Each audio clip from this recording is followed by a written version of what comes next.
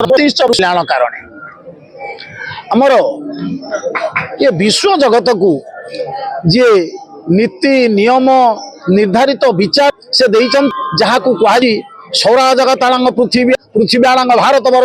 वर्षाणांग उत्कलांग पुरुषोत्तम च पुरुषोत्तमाणाम पंचसखा सखा मध्य अच्युत जशवंत जगन्नाथ आंक मध्य आमर महापुरुष अच्युतानंद महाप्रभु जे पद्मवन राजहंस आपण मैंने दूरदर्शन कथर ये टीवी में दर्शि शुणी अच्युतानंद महाप्रभु जे पद्मवन राजहंस आपण मैंने दूरदर्शन कथर ये टीवी में दर्शि शुणी विचार मालिका कथा गुड़ी बर्तमान हुए तो किसी अपवंश होकर भूल तथ्य तार सत्याहत विचार मैंने पाई ना कौ अंक राज अंक देव अंक कली अंक दिल्ली सौराध अंक कौ अंक को हईना मैंने करना तेणु से जहा हो महापुरुष अच्युतानंद गोस्वामी जी भविष्य दूरदृष्टा सबकि लिखिं ये सृष्टि केमिति सुंदर स्वामी जी भविष्य दूरदृष्टा सबकि लिखिं ये सृष्टि केमिति सुंदर भाव में चलो जीव आउ पशुपक्षी एमान भितर स्नेह श्रद्धा ममर मितिर ताहा भारसाम्य गोटे टलमल होती समस्त श्रुता साजित लिखाई बैरी विहीन मतज सिंह मयूर महाविषण चंपू चंब करू भाग अरे बैरीता भाव लिखी जे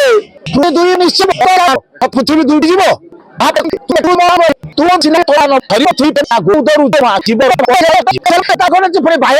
देश भितर तिक्तता अच्छा कहीं कथा बंधु रहुनी छुआ छुआ भेदभाव कर भविष्य रही कहीं तू ढाड़ीटा हिरा तुटा केवल आमर हिंदू समाज उच्च विचार अच्छा यही मैंने सब हिंसा भाव कर आज किए डुबई किए मुसलमान सब कौन भाईचारा दया कुटुंबक आम समस्त एकाग्रता हवा एकत्रित हई आमर ए जो श्री अच्युत सेना आमर शिष्य सी प्रतिष्ठा निजे आवाहक सी होती विलास बहु चेष्टा पर सी तैयारी कर प्रमोद दास सहयोग कर समस्त गोटा डाकरा जाए अच्युत पद्मवन पीठर समस्त गोटा डाकरा दि जाऊँगी अरे हे समस्त आस एकाठी हवा एकाठी बसवा समस्त एकात्रित जो डाकरा नहीं विनय दास किंतु बारण बेलू सर्वे अच्युत घोषे मोर ग्रंथ पढ़ी सर्वे ज्ञानी बोलाइबे तेणु अनंत भट्टरू महापुरुषंकर पीठरू मणिमंडपुर आज ये वार्ता नेमाला पद्मवन पीठरू ये जो अच्युत सेनार आरंभ करा जायछि किभली भाव में अनंत विद्यार परिप्रसार हब सनातन धर्मर रक्षा हब से जो वार्ता ये पद्मवन पीठरू से वार्ता जीव महापुरुषंकर विद्या शून्यवादर जो मीमांसा से मीमांसा को सारा विश्ववासी जानवे और जहाद्वारा जो भाया विभीषिका विपर्यस्तर संभावना आड़ को विश्व गति करुच्ची से संभावना किभली विश्व मुक्त हब से अच्युत सेनार ये मुख्य आभिमुख्य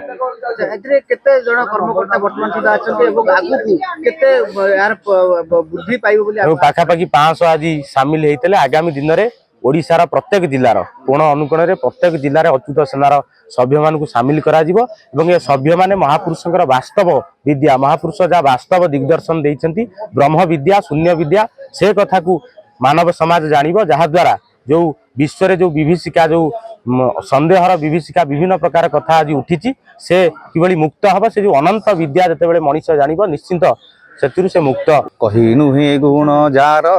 कोटि कल्पांतरे अच्युत नादीश्वर नेमाल ग्राम से परम ब्रह्म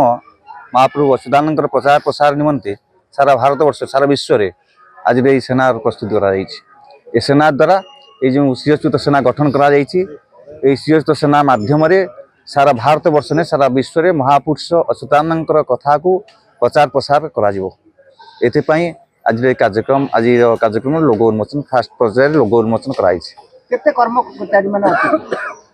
आमर एबे सुधा आम जो जिते आम गठन करूँ ये आखपाख अंचल फाराड़ी निहाती कम अति कम 500 मेम्बर आज की सुधा कार्यक्रम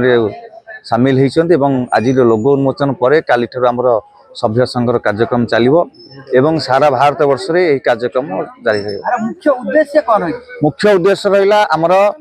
ये धर्मर प्रचार सनातन धर्मर प्रचार एवं